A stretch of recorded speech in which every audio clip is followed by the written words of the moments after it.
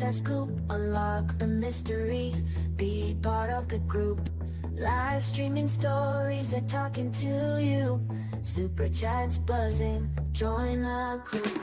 Untold Radio Network, the secrets come alive. New episodes daily, the mysteries, 5 great guests. Super chat, it's a wild member. Share and subscribe, join the side where truth can hide. So if you've got the guts and you want to explore, tune into the Untold, it's what you're looking for. From aliens to ghosts and all that's unseen. Untold Radio Network, where the world's mysteries convene.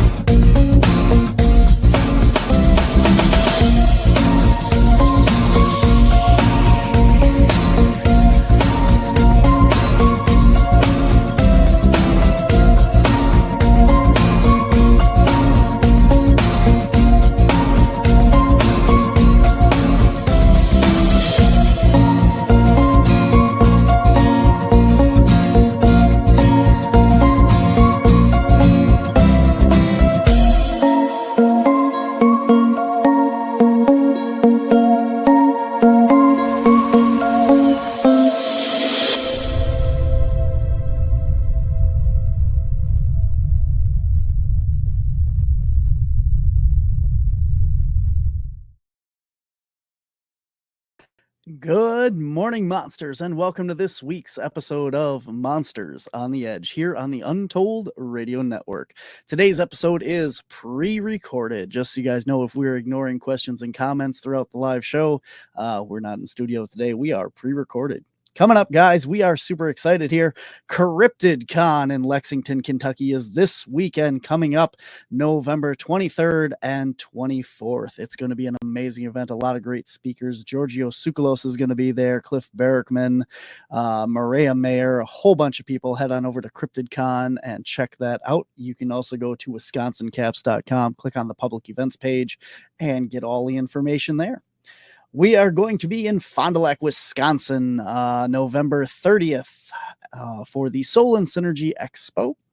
We are going to be at the Krampus event in Milwaukee, Sunday, December 1st, Milwaukee, Wisconsin. That is going to be a really cool event. Takes place in the brewery district. Tons of vendors and other cool things going on there. And coming up, guys, in May of next year, we have the Wisconsin Cryptids, Anomalies, and Paranormal Convention. It's going to be a great time. There's a Bigfoot hike, paranormal investigations, speakers, and vendors. And that's what we got coming up for CAPS. We're coming up on the end of the year here, so it's looking pretty cool. If you guys want to show your support for all things here on the Untold Radio Network, here's how. Hey, Untold Radio Network fans. Want exclusive perks and to support our channel? Introducing our YouTube membership program with 3 amazing levels. Get loyalty badges that level up to different cryptids the longer you're a supporter. How cool is that? You'll also get access to custom Bigfoot emojis and priority in chat. Upgrade to Backstage Pass for exclusive wallpapers, photos, status updates, discounted books, and merchandise. Go all in with the producer level for everything mentioned plus member shoutouts. Ready for an enhanced experience? Join now, pick your membership level, and let's make this journey even more exciting together.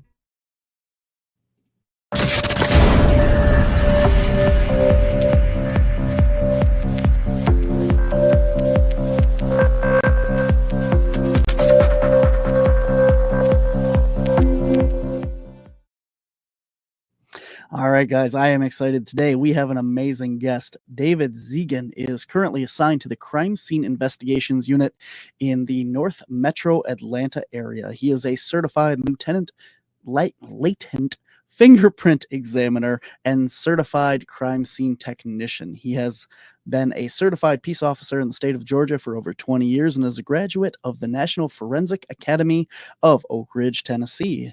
David acts as a latent fingerprint verifier, instructor, and consultant for multiple agencies as well. He specializes not just in dermal friction ridges, but also in understanding, interpreting distortion and the context in denotes after deposition.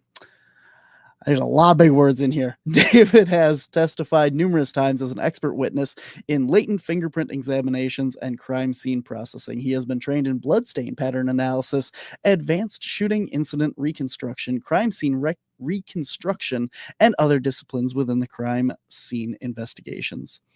Detective Zigan has also been adjacent instructor at the National Forensic Academy in Oak Ridge, Tennessee, where he gave presentations and instructed on fingerprint processing. He was part of the Georgia Bureau of Investigation's Internet Crimes Against Children Task Force for a number of years, as well as Crimes Against Persons Detective, where he investigated major crimes from minor assaults to homicides. He is a member of the Chartered Society of Forensic Sciences, the International Association of Identification, and the International Crime Scene Investigations Association, Association of Crime Scene Reconstruction, and International Association of Bloodstain Pattern Analysis. Wow. And he is laughing away back there. Welcome to the show, David Zigan. Hello, sir. Well, hello. I do my best. Everybody, so usually my show, like I said, is live, and my audience has a drinking game of how many times I screw up an introduction at the beginning of the show. So I'm sure they're going to love today's episode. So you are quite the background, and amazing stuff there, man. Well, it's taken a long time to get there. Yeah, I can imagine. Wow. So all of that, my first question has to be, where does that lead you into Bigfoot? How did which came first? How did you get interested in the Bigfoot side of all that with your whole history in this stuff? The Bigfoot came second. So it started off just kind of organically. You know how a lot of people just they say, "Ooh, I like Bigfoot." They watch the shows and they read little reports. They go online and they look for things. I just kind of started off like that, fun little stuffed animals, ornaments. And one day, I forgot what I was looking for, but I was looking at a footprint in a case, and I remember thinking, God, that it looks weirdly similar to this. So my lab partner, he actually gave me a copy of a cast, and it's hanging on my wall inside my office. And I remember thinking, gosh, that looks eerily similar. Not the same size, but the same kind of shape. And I thought, hey, I finally worked up my way to this level to being able to really understand dermal ridges and how they react with the surfaces when they're made or when they're deposited. And I thought, hey, now would be a good time for me to see if I can find some pictures of some of these Bigfoot tracks that have dermal ridges in them, because I had always heard that there were some. Mm-hmm.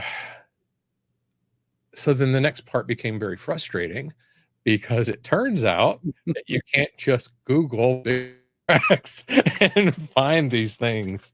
So what I quickly found out and realized was that there are a lot of images, a lot of pictures out there that are just taken incorrectly. I mean, to put it mildly. But I mean, these people I can't fault them when they're taking pictures of these things. They're not thinking I have to go present this and basically convince someone of the authenticity of it. So what happened is I saw an impression that caught my attention, and it irritated me to no end that there was only one picture of this thing, and it was taken very far back, down at an angle, and there was no scale to speak of. It was just there, and someone going, "Hey, look what I found." And I just it disheartened me because I was thinking, honestly, what if I'm actually looking at real evidence of a Bigfoot walking by and leaving this impression in the ground, but we'll never really know. I mean, and it's because, people like me look at things like that and go, it's not good enough. And then they just go on to the next image looking. So it ends up just getting discarded as evidence. And that's kind of how I started that whole YouTube channel thing that's fairly new, and basically just trying to teach people how to collect evidence properly, hoping that one day somebody sends me something, or, it only takes one person to have done something properly and go, oh my gosh, look what I found. And if it's documented correctly, then maybe we can't just dismiss it as, just another Bigfoot footprint that's, taken incorrectly. So hopefully that's what's going to happen. Very cool. Well, I hope so too. So I've checked out your YouTube, and there's some amazing stuff in there. We're going to put a link in the show notes here for anybody that wants to go check it out. Head you right over to that. But so let's start out here. So you talked about a couple things there about how they're taking these pictures, that they only took one, they took it from far away. What are some of the biggest problems with the way that people, we'll start with, I know you do some with like the fingerprints and stuff like that too, maybe, but let's just start with the footprints here. What are some of the biggest problems with the way that evidence is collected? Concerning the footprints, I think everybody seems to be, I'm not going to say everybody, that's too much of a generalization, but I think the general consensus that I seem to be seeing is that the cast, getting that cast is what people seem to be thinking is the evidence. And I think it's because they can hold it. It's something physical that they can hold, take somewhere and show someone. And the issue with that is we're forgetting to do the documentation up on the front side. And granted, the cast can show things that the photographs can't, but the photographs can show things that the cast can't. So it really works hand in hand. And I think I don't know if we lost sight of it, but maybe we just didn't really know. So I think one of the biggest things, and I think you may agree, when you're looking at these footprints and someone says, hey, I found this footprint on the trail the other day walking on this, and then there's like a couple circular pictures of this footprint on the ground.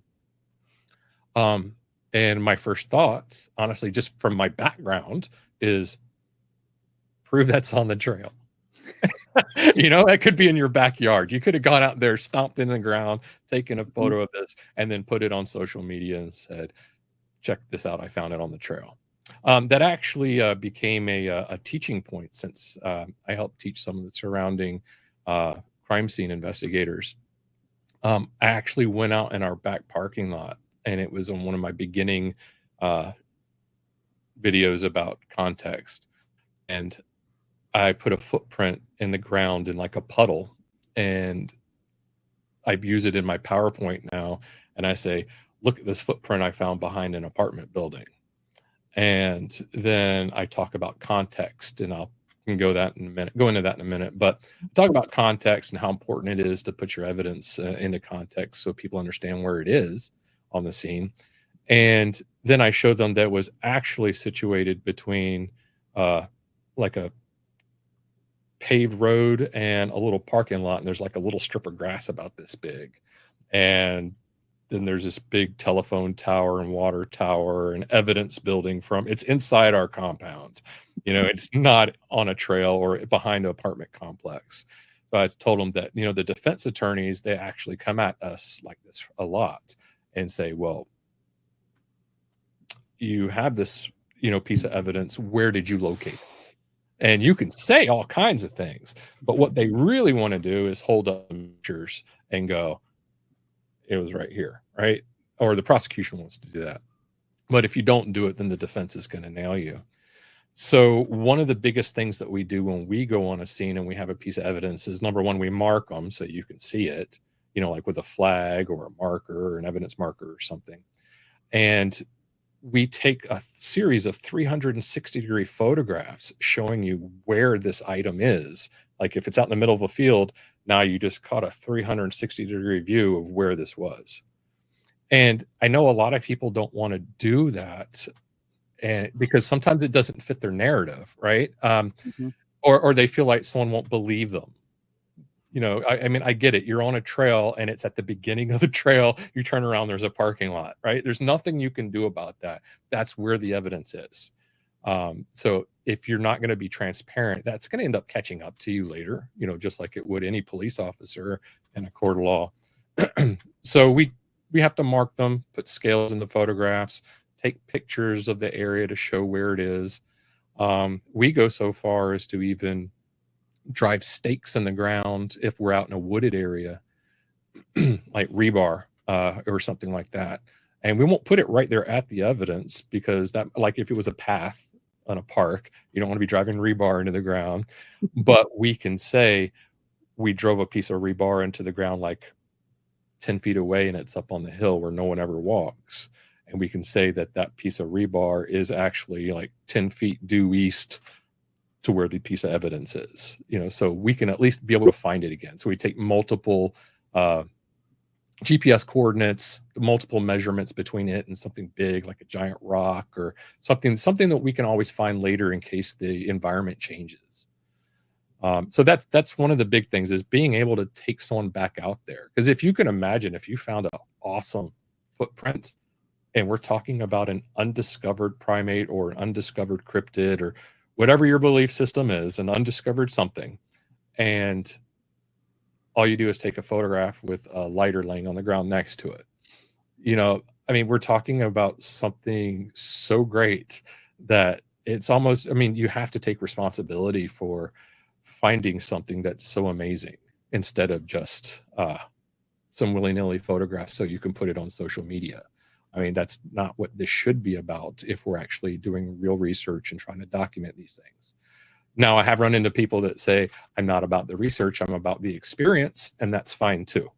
You know, I totally get that. If you're out there just experiencing it, that's great. But don't say you're a researcher, or don't say, you know, that you're conducting scientific research, and then that's what you put out. Absolutely. I'm sorry, I kind of went on a little ramble. No, that's great. Yeah. You, like I said, you have a video on your YouTube that shows all this, how to do it and documenting it and stuff. It's really great. We're going to put that in the show notes as well, so people can get a chance to go check that out.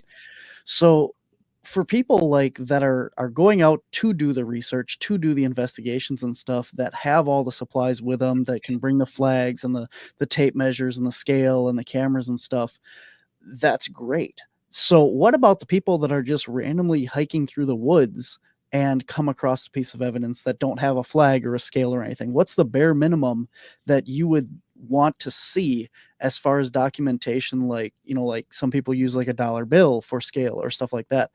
What is the basic stuff that people can do when they come across this stuff that they're not expecting to find it? Okay. Yeah. For those people who aren't out actually conducting research and they come across something, a known scaled item like a dollar bill is fantastic.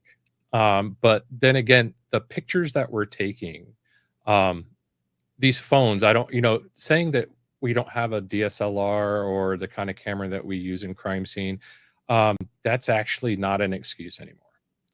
And started telling that to our patrol officers. I just taught in-service training yesterday morning, and I showed them a crime scene that I used my cell phone on. And some of these cell phones have better capabilities than some of the even current DSLRs that some crime scene units are using. So that's not really an excuse. Now, how we take those photographs is something we can control. So we do still need to put them into context and take those overall photographs. And I understand on a trail, you might not easily be able to do 360, but what you can do is different distances up and down the trail, right? You know, like 50 feet, then 100 feet looking one way, and then do it in the same way the other way. That way you can get an idea of the terrain and things like that. But more importantly, for those of us that might want to look at the interior of those impressions, taking a picture parallel to the plane. And when I mean parallel, I mean like, so I have my two cell phones here. If this is the ground, and I'm going to make this parallel, right? Not like this. That's not what we're after, or off to the side. We need it parallel to the plane. So, and what that does is there's a reason for that. And when you're not parallel to the plane and you're off to the side like this, you can actually distort the image.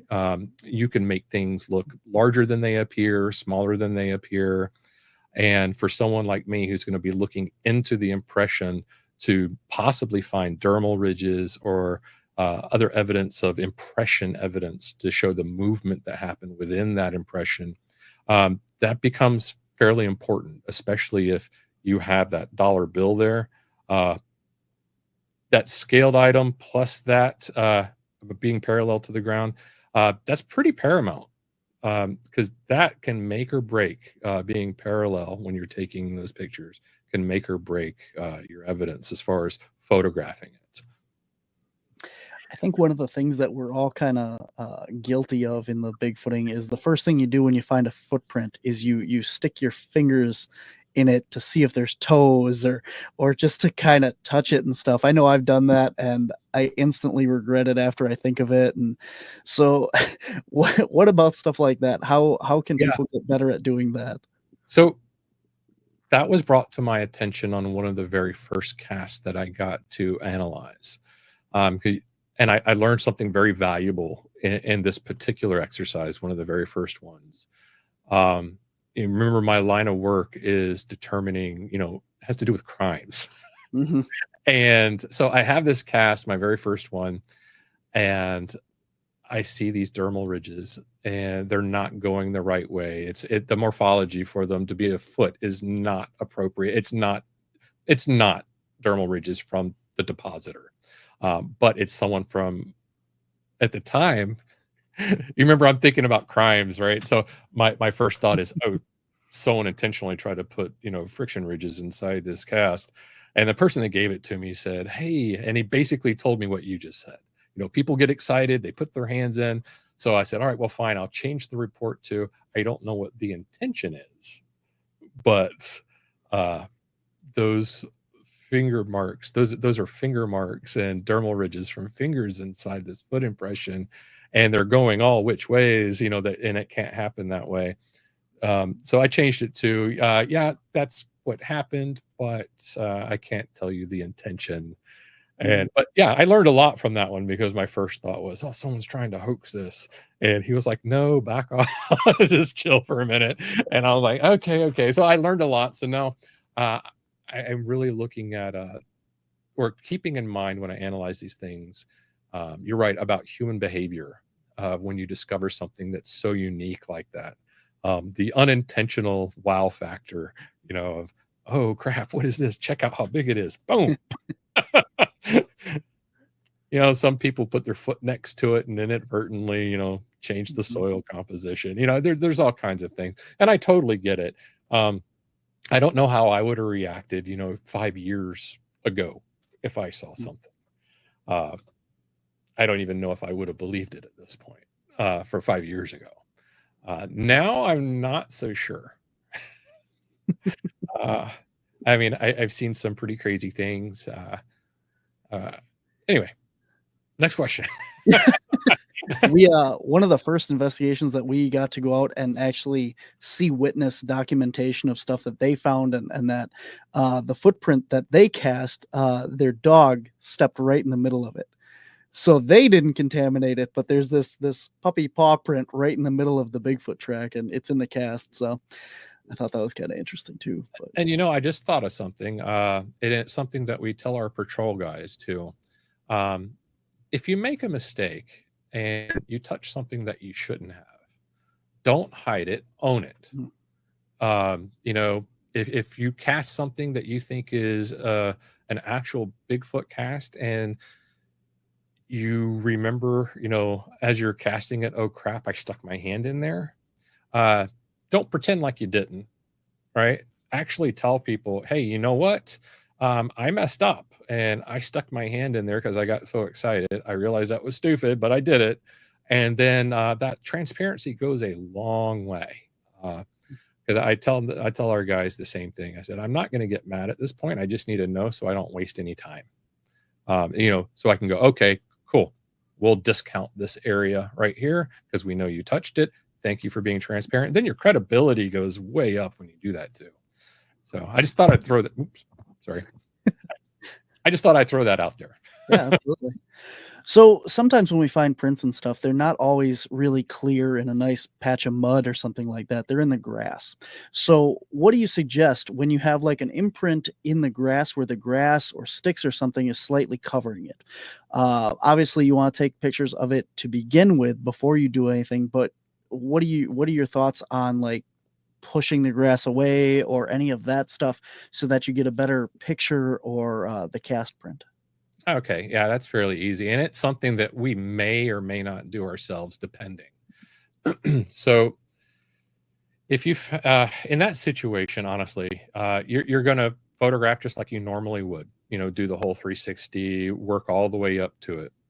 And you're going to document it to the best of your ability, with the parallel, parallel to the plane photos, all those kind of things. And then, so now you've documented it first, how you originally found it. So now you can move into, it looks like some wind or something blew it in, right? I mean, if something blew it in and it wasn't there originally, then I don't have a problem with removing a leaf or a few bits of grass that don't actually change or disrupt the impression in any kind of way. But you just have to document everything ahead of time.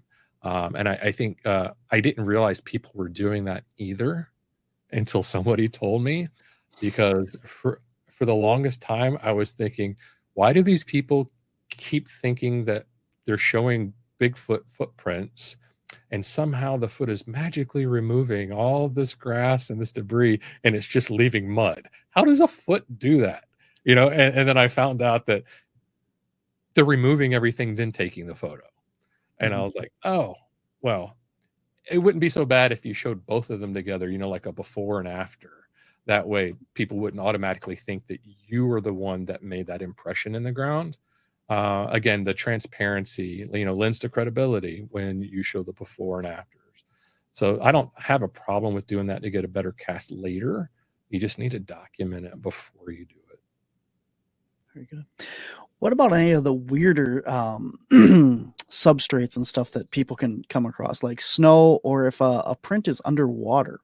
Like sometimes we go to the banks of water and stuff and you see the imprints out walking out into the river or something. How would you document those as opposed to the regular just mud or ground?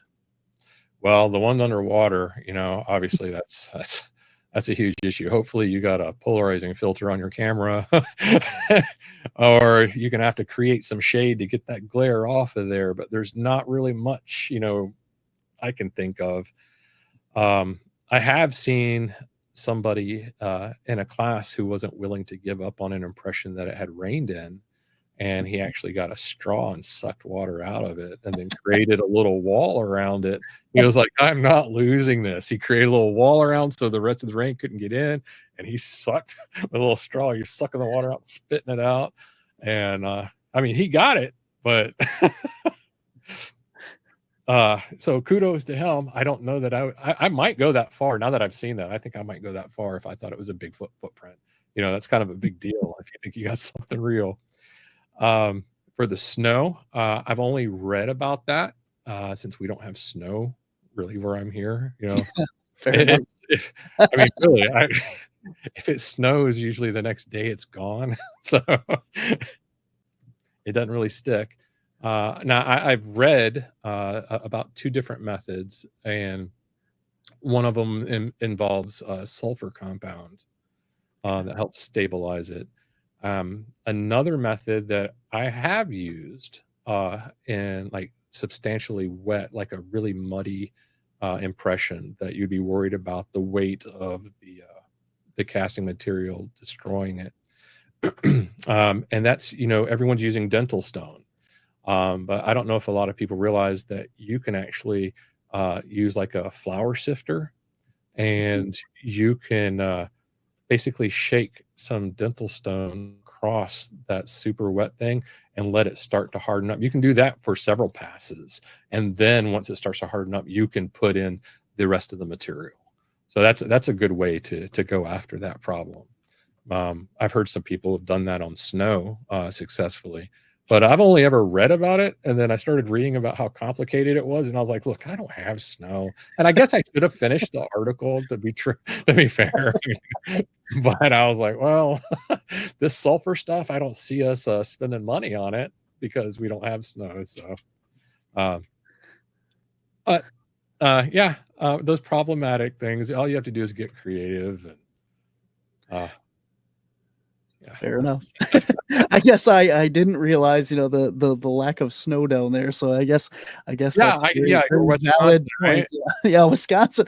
We got 3 feet of snow we can go tromping in. So Right. I mean, I don't really want to go test those theories, to be honest with you, or test those methods. I don't really like the snow. I have heard the sifter before. We were talking before the show.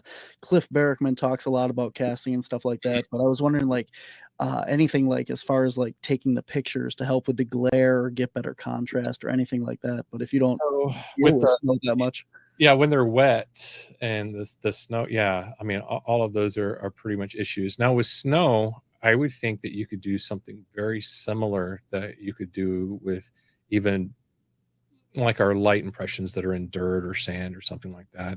I don't know if you saw the one where we use an umbrella sometimes to cast a shadow over top, and then we'll hit lighting from the side to, low lighting and from the side to help create those shadows. The only thing you have to be careful with that on is sometimes you can get those shadows to cover something important within the impression. So if you're going to be doing that method, then you need to do almost like a 360-degree view of the shadows being casted. That way you don't accidentally cover anything up with a shadow. Mm-hmm. I mean, sometimes they go long, sometimes they're short, you get lucky, but I know the footwear examiners within our state crime lab, they prefer to have them from all different angles, just in case you accidentally cover something up with a shadow. I think we started going one step further. Instead of just doing what they originally tell you is when you take a picture, that overall picture of the footwear impression, to fill the entire frame up with that. And that's usually good enough. But some of the examiners who are getting into the finer details, and that would now apply to looking for dermal ridges within those impressions, will actually divide that impression up into different sections. And then we'll take even closer photographs of those. Because I know, you can have something that looks perfectly clear, but when you zoom in to look at the detail, it just pixelates. So you still have to get closer. So understanding what your camera can and can't do as well is, a good idea to know.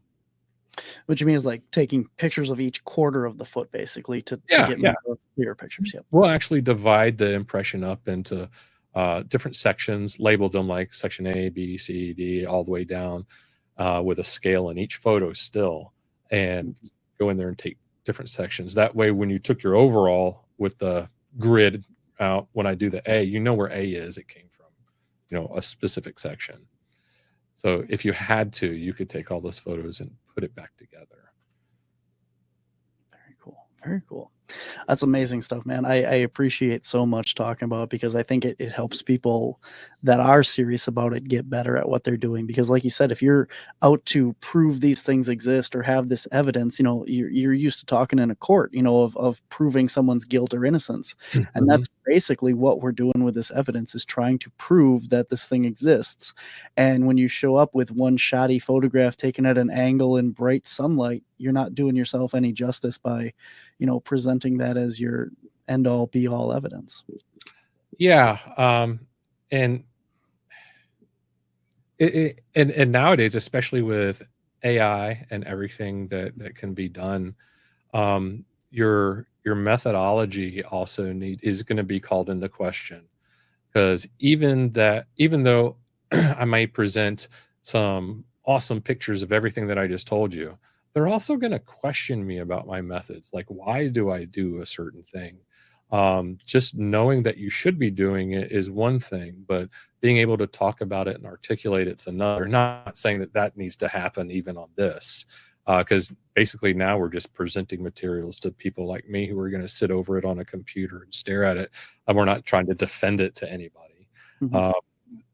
But I have had some people very excited sending me stuff, and honestly, I look at it and immediately go, I'm sorry, it's no good. And it's no scale. Hand impression turned this way, half of it's in focus, half of it's blurry. And they're, what do you think of this? I'm like, honestly, I can't think anything about it. Mhm. And that's one of the things I think people, they're bringing too much emotion into this as well. It was a very real experience for them. I understand that. Presenting it to someone like me as evidence, that just changed the game. I'm not going to discount your feelings or your emotions through the experience that you had, but when you present it to me and ask me my professional opinion on what I think of it as evidence, then I'm going to have to treat it as such.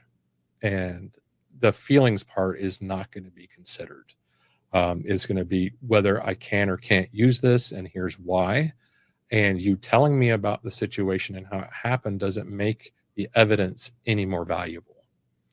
As far as,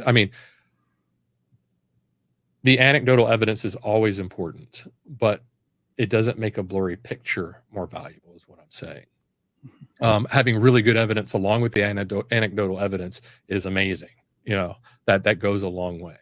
But if you have something blurry or not readily visible easily, the anecdotal evidence doesn't really help it.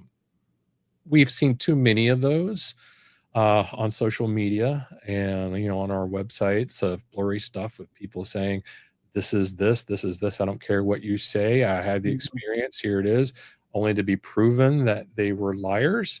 And unfortunately, the people that have come before who've done that have ruined it for other people who may not have been able to get the best evidence, photographically, and really did have an experience. Unfortunately, the people before them have pretty much ruined it for them. These hoaxers have made it very, very, very difficult to take some people seriously, even if they really did have something happen. So unfortunately, that's the way it is. Absolutely. Well, let's transition here a little bit because you've also worked with handprints and that as well, correct? Yes. Sorry. Yes, I have worked with some handprints. All right. Well, let's talk a little bit about documenting that. So, sometimes people talk about having handprints or facial prints or the oils and stuff left by these creatures on windows or their cars or mirrors or anywhere that they've interacted with this. What can we do to document that kind of evidence? That is done exactly the same way, like identical. Again, scale, picture parallel to the plane. I actually just, during that course I told you I was teaching yesterday, I showed them a series of fingerprints on cars that I took with my cell phone. And I legit was just wearing gloves, holding scale up to the thing. Cause I said, I know a lot of you guys don't have the little sticker scales that we use. And I took a ruler, stuck it up there on the window, took my cell phone and took these gorgeous pictures of fingerprints. The problem that I'm seeing is, it's hard to see them, immediately sometimes when you're looking straight at it, when your face is parallel, right? So you move around until you can see it. So what you're doing is you're actually using the light available to reflect off of it so you can see it. So that's where you take your picture. The problem is that doesn't help with us with me who's going to be looking at this handprint or fingerprint evidence.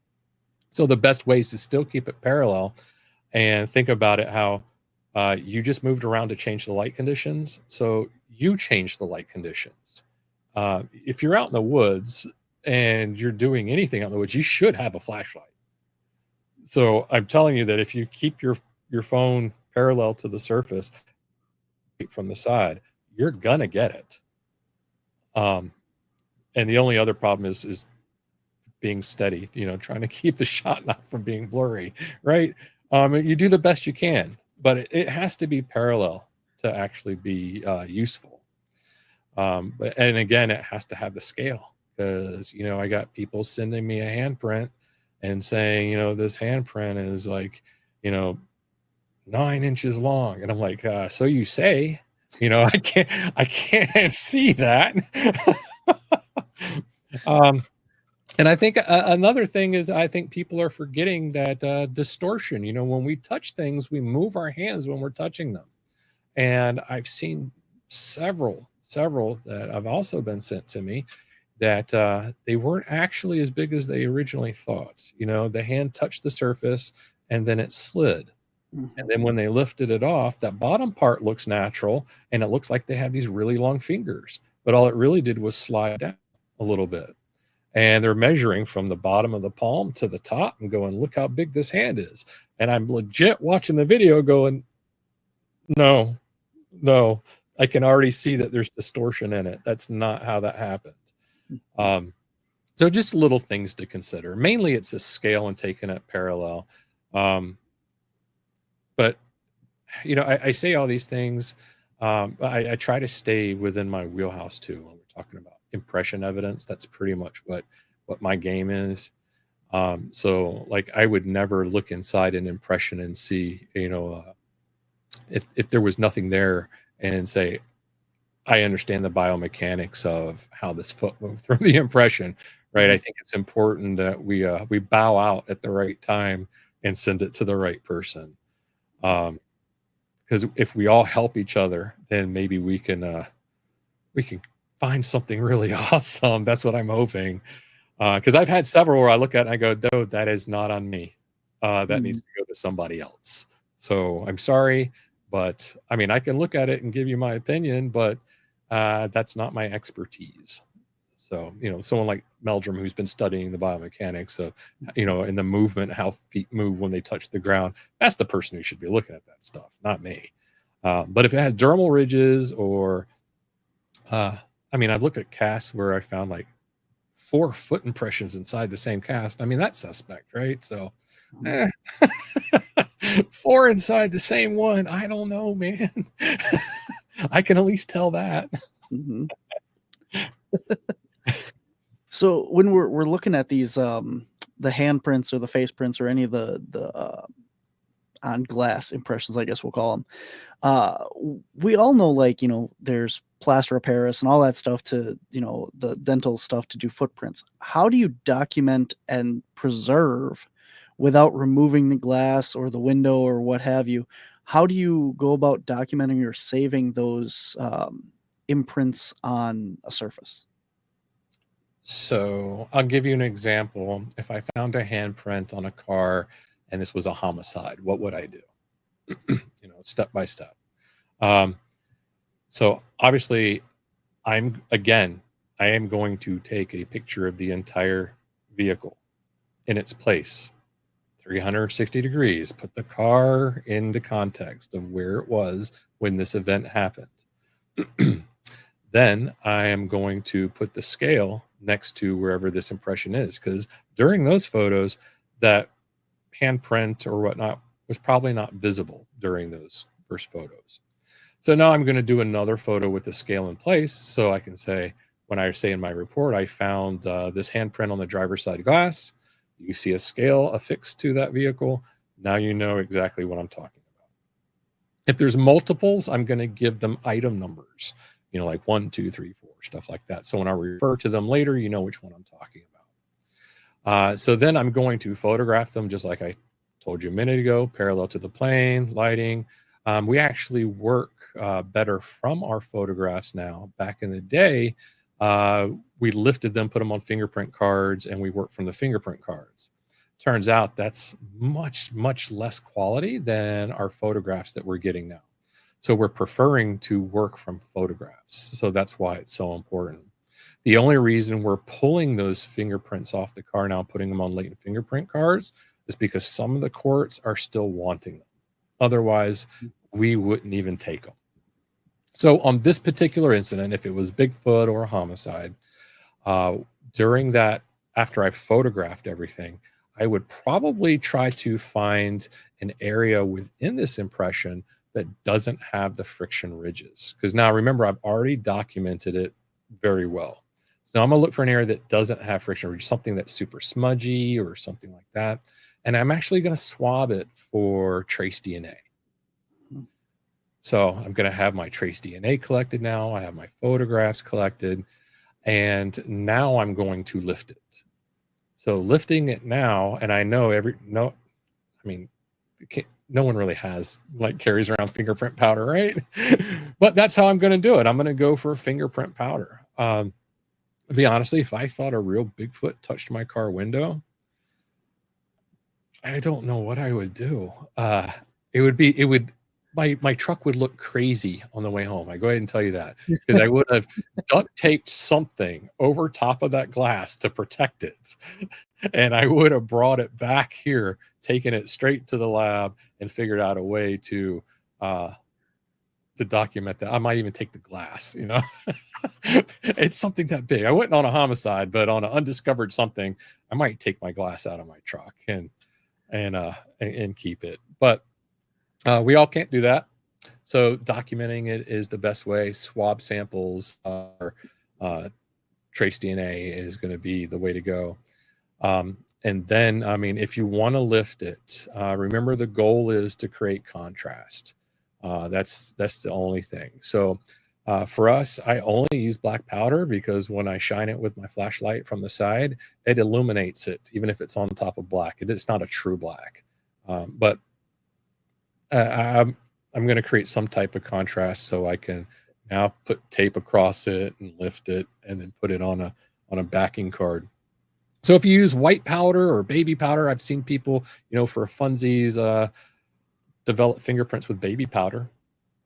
It's not that hard. But what I would recommend before, if you go out and purchase anything and decide to use it, is practicing first before you're confronted with a real world scenario of, now I can't mess this up.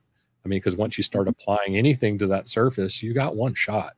And once you've applied too much, it's over. You can't take it off. So you have to start basically very gently and slowly work it out.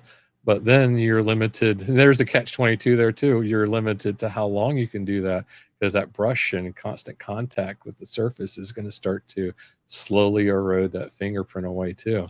So it's kind of a catch-22, but I would suggest practicing first if you plan on lifting anything. And if you're going to lift it with baby powder, use a black card, black fingerprint card, so you have contrast. One thing I would stop doing is putting fingerprint powder on your cast. I'm sorry, that just popped into my head. That's got to stop. The pictures are better. If you have a cast, you always have it. There's no reason to dirty it up. And the more times you touch your cast, the more times you're going to, the quicker it's going to deteriorate. They're not infallible. So, again, as stuff pops into my head, I just. Oh, that's great. That's great. Did I answer the question? I feel like I rambled for a while. You got around to it. So. All right, cool. So can you go online? You can buy first aid kits and stuff, like these kits and that on Amazon or whatever. Can you get forensic kits, like DNA sampling and fingerprint lifting? Do they make kits like that? So fingerprint kits, yes. You can easily go on there and buy a fingerprint kit to practice with. Those are really easy. The only thing I would suggest is when you're practicing, you'll quickly find that it gets everywhere. Practice outside. Don't do it inside. It'll be very, very difficult to clean. Dawn dishwashing soap is your friend. The other soaps don't really work. As far as the swabs and things like that. So I believe you can. So we use sterile gloves, sterile swabs, sterile water, everything is sterile. We're unpackaging it right there on my body camera, so you can see me opening it for the first time. So there's nobody saying, you didn't use sterile, it came back, contaminated with unknown DNA. In fact, if we use a fingerprint brush in a homicide, it's going to be sterile as well. And then if we use it on an item, say like a dresser, and then we move to another item, we're actually going to open up a new brush. because you can actually transfer DNA from one section to another, and we'll end up keeping that brush as evidence and label of the brush. This is the brush that was used for the dresser, blah, blah, blah. Never, ever, ever have I been called on it, but it looks really, really good in the report, and no one's ever questioned us about contaminating DNA because of that. So, or they just never thought to think, but we were ready in case. So, but I believe I've looked once. I know you can get sterile gloves and sterile water online. I think the issue may be possibly the sterile swabs, but I'm not entirely sure. But I know there's multiple crime scene places that you can get supplies from. Some of them might be more expensive for the civilians, because I know some of the ones we order from. I recently went on there to check on that, and the ones that I normally order from, they actually said I had to be with a police department to order it, and I was like, "What? They're swabs." But they just had a blanket statement for their entire website. But I found all those other things, and I wouldn't imagine it would be hard to find sterile swabs. I mean, you can find sterile cotton balls for. I mean, so I don't know why you can't find sterile swabs. So you talked about when you lift the DNA off of like a fingerprint or something, you look for the smudgy area and you take it from there. Do you only take one sample of that, or would you suggest taking multiples, two, or anything, just in case, so that you have something to compare from that original sample? So we always take a couple, and there's a reason behind that.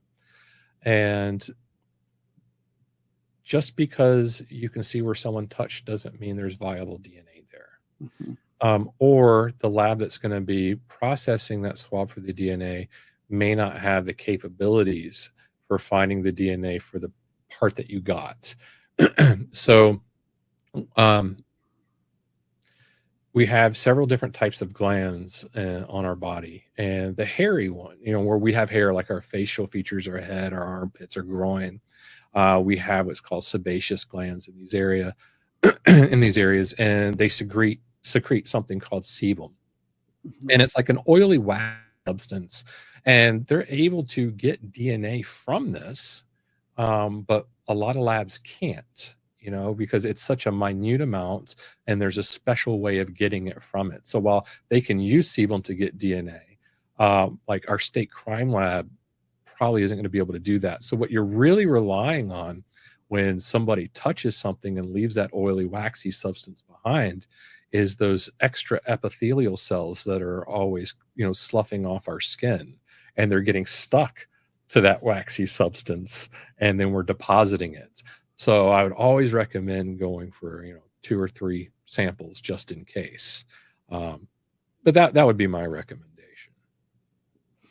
So obviously we talked off air as well about like Darby Orcutt, who's working on the DNA study and the anomalous stuff out in North Carolina and that. So if you don't have access, like we said with the footprints, if you don't have all this fancy equipment with you, or you forgot your kit in the car or something like that, what are some other easier ways? Like, let's say you just have like a box of Q-tips or something. Like, what would you suggest is the bare minimum for collecting of a DNA sample from one of these things? So, you can kill DNA. So you could take your instruments and you could basically decon them yourself. Whether you use the blue light method, the ultraviolet light that kills, people put out that it kills germs and bacteria and stuff like that. Well, that also degrades DNA over time as well. It'll still be there, but it'll be inactive, and they won't be able to actually get anything from it for identification purposes. So you could use that. You could take, regular Q-tips, and you could sterilize it that way. You could use, maybe high steam. I don't know. You could always bleach them and let the, air dry somewhere, because bleach will kick, that'll kill the hell out of some DNA. So we just never really use bleach at our lab, only because of the stains. the little white stains that can occur. So we have different methods, or we just buy already sterilized stuff. But like I said, yeah, you go out, buy some Q-tips and sterilize them yourself. That's always a possibility. That's a good idea. I didn't even think about doing that. I guess I'm privileged.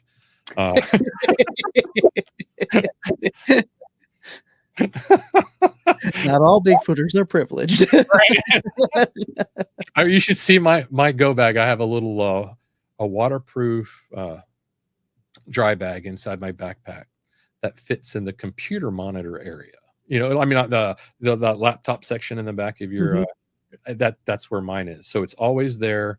And inside it is a big L scale for foot impressions, my sterile water, sterile swabs, boxes, you name it, it's in there. A flag bent in half in case. So it's one of those things just in my hiking bag, just on the off chance. I don't expect to ever get to use it, but out of all people that runs across something, it doesn't have what he needs, it can't be me, right? It can't be me. I can't be the one that finds something and then not have what I need. My own department knows I do this, and I think that they would have a lot of fun at my expense for that.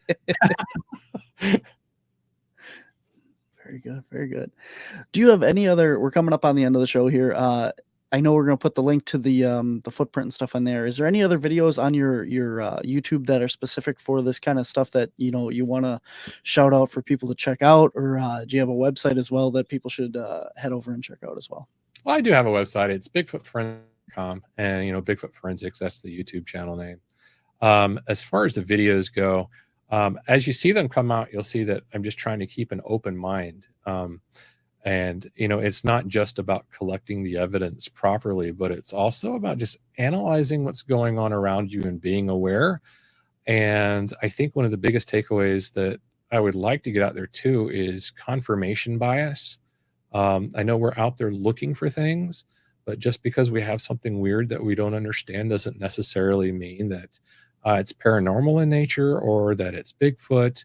I mean, I have had paranormal things happen to me, and I wholeheartedly agree that that does exist, which is why I'm holding open for the Bigfoot thing. I used to turkey hunt, and I don't do that anymore, but I was me and my brother were taught how to stalk and find turkeys, so we did the walking through the woods at night all the time. And we have seen and heard things that don't make any sense, and I always take that away from me when I think about this now. But I have had some scenarios that I can't attribute to any known animal because it was an LED light floating in the woods. But it wasn't like it was a weird noise. It was something I saw that I can't attribute to an animal. And my brother saw it as well. But I would say confirmation bias. And I try to make my point with the owls playing baseball video, and I don't think I was clear, honestly. I don't think it came across.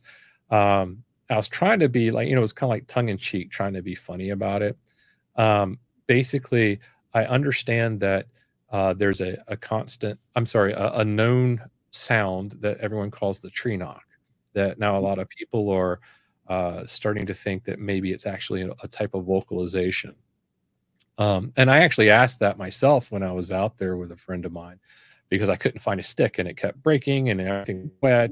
And I was thinking all the trees are different densities. Everything's wet. They're different types of trees. How are we getting exactly the same sound every single time? I was like, are we sure this is a tree knock? And he was like, well, and then he told me the theory. And I was like, well, why didn't I know this? Why aren't people telling me all these different theories?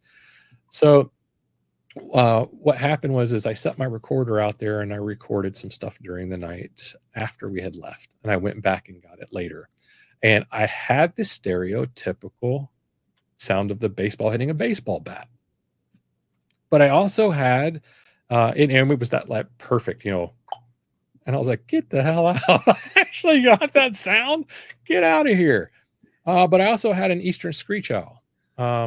So my thought process is just like on everything else is, well, let's eliminate everything else first.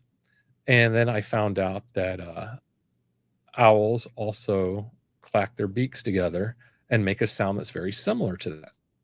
And since I wasn't there to perceive the distance for the sound, and only my recorder was there, my point is if that owl made a clacking noise and he was actually close to my recorder,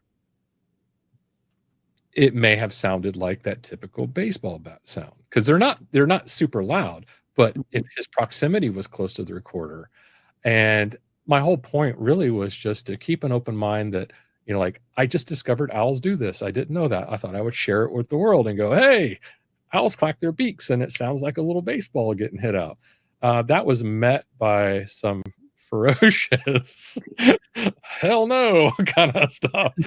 Like, I promise you, I wasn't saying that Bigfoot's all the baseball bat noises we've heard in the woods are owls. I'm not saying that. It was just kind of a, hey, keep your mind open, different things can make different sounds kind of thing. And that was it. So yeah, rambling. So yeah, show's over. It's been an hour. No, that's a very good point. I 100% agree with the confirmation bias. You hear people talking about, I had a guest on my show a while ago that said, when a UFO comes down from the sky over these woods and Bigfoot comes running out of the woods, it doesn't mean he came out of the UFO. It means he doesn't want to get abducted either. Oh, see? That's great. I never thought about that. And just because you're out there and you're looking for Bigfoot and all of a sudden you're seeing all this stuff doesn't mean it's Bigfoot. It's something. You saw it, you've experienced it. But, it's the same time. If you're out there ghost hunting in the middle of the woods and you hear a Bigfoot howl, it's not a ghost, Right. So that, you can go down a rabbit hole with what you're just saying right there, depending on what you believe in and what you're investigating out in the woods. You might attribute all those things to what you're doing, right? I mean, I don't know. But I will say that was a very loud and clear. And I was like, all right. All the times I've been in the woods at night, I've never heard that. And I was like, and the one time, my very first time going out into the woods looking for a Bigfoot, I get that on my recorder. I almost thought, all right, who's playing games with me? Because this is BS. But I'm very proud of that now. We'll see. That's interesting too. One of my researchers on my team, Derek, we were out in the woods and we were hearing, the typical wood knock sound. And he goes, yeah, it sounded like this. And he clicked his tongue like you just did. Mm-hmm. And it did not sound like a tongue click. Like it doesn't have that mouth pop sound. His is a very wood on wood knock sound. And then something replied back. So here's the thing is, I know that a human voice can sound exactly like these wood knocks because he can. And I don't know how he's doing it different than you or me is doing it to make it pop more, but he has a very wood knocky tongue click to it. And and then you think about the size of the purported Bigfoot, right? And how big they are, how big their chest cavity could be. Are their vocal cords different? I'm guessing they are, based off of these howls, if they're real and they're attributed to them. I'm guessing that they can make that pretty loud and it can echo through the woods. I mean, I just got this weird vision in my head of the Bigfoot out there going. I do have one more question for you about sounds, just because I'm curious. I'm trying to figure something out. Have you ever heard sounds like something vomiting and whistling at the same time? No, I have not heard that. Picture this: the with right on top of it every single time. Clear with a but they're overlapping each time. I did it 5 times in a row. I have it recorded. The first time I sent it to someone, they were like, "Oh, nice bird." And I was like, dude, put your headphones on and listen to it again, because I know you didn't lose. Because if you listen to it on the computer, you can't hear it. If you put headphones on, you can hear it clear as day. And that happened in the Cohuttas when I was camping. and I had some branches breaking around me, stuff like that while I was in the tent. And I thought it was my friends breaking firewood, but they were already in their tent. And about an hour later, that happened.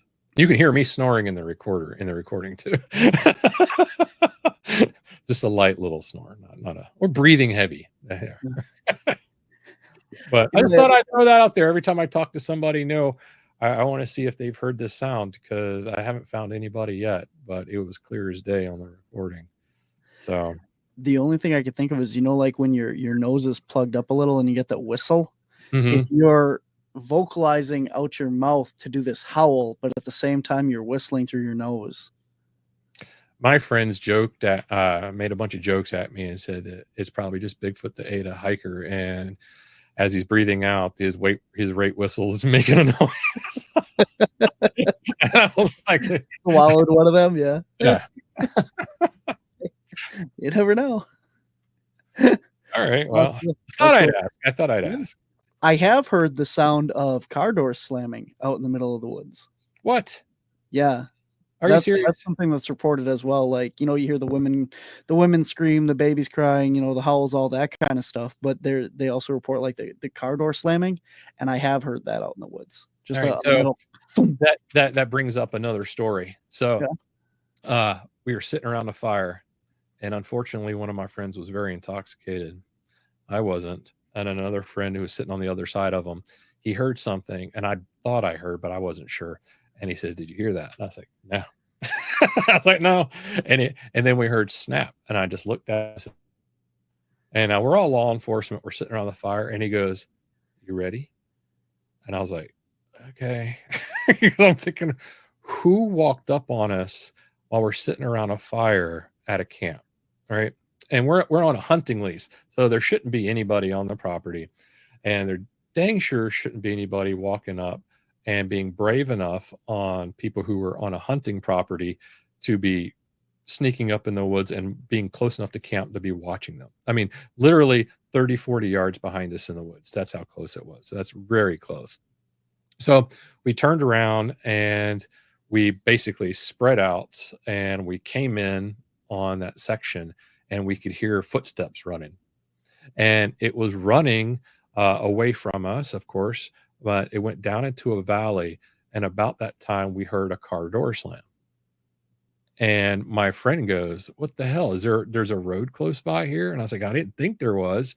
And you saying that is funny, because we were very confused that night on how they got their car to where we had chased them in the woods.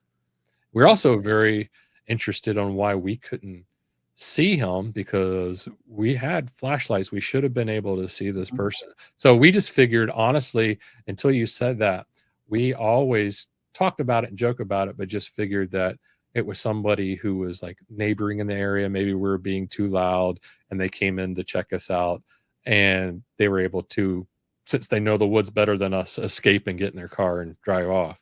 But we always joked about how if we heard the car door shut, why couldn't we hear the motor turn, when it left? So that's really interesting that you said that. It's in the same area as the recorded tree knock, but not right there together, but fairly close.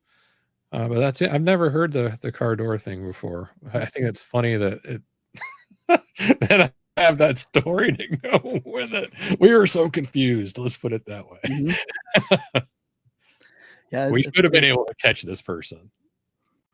They're running with the lights through the woods. They should have tripped, fall, run into a tree, something. Do you take thermal out at all when you go? I do now. Okay. We didn't then. I didn't get the thermal until later. And now when they go turkey hunting, I'll go find the turkeys. I actually use the thermal for confirmation once I found them when they've roosted, and I'll let them know. I'll drop a pin, and then I'll come back and go, "Hey, here you go. This is where you go in the morning." And then they leave before light, and I get up and make coffee and enjoy the morning. I don't do that anymore. I just like the fun of the tracking and finding them. Mm-hmm. But yeah, I have a thermal now. I haven't actually been able to find anything cool on it yet.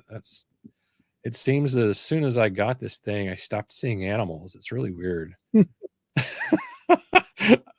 see my dog all the time in the backyard. I can't seem to find anything. It's irritating. But yeah, awesome. Well, I appreciate your time tonight so much. Again, this has been a pre-recorded show, so if you guys have had any questions or comments, I apologize that we didn't get a chance to answer them or get to them. But you want to remind everybody again, do you have any speaking engagements coming up? Do you do any like presentations or anything like that? Or where else can people find you? Remind them of the website, and we'll put it in the show notes as well. No, I don't do any speaking engagements. I probably won't do that unless something major happens with any of the actual research that I'm doing. But that'll probably just be presented as a paper as well. I don't know. But mainly for now, I'm just playing around with the YouTube channel for Bigfoot Forensics. Nice. Awesome. Well, thank you so much for all your information. I really appreciate it. And I think that, you know, anybody that's serious about the topic of going out and investigating needs to take it seriously and has a lot to learn from all the stuff that you presented today. So I think that'll go a long way. Thank you for having me on. I enjoyed it. It's been a nice conversation. Thank you. Absolutely, man. You take care. Thank you so much for coming on. You do the same. All right, guys, that is our show for this week. I want to thank you all for listening. Make sure that you like and subscribe and share to the Untold Radio Network, and head on over to the Wisconsin Caps.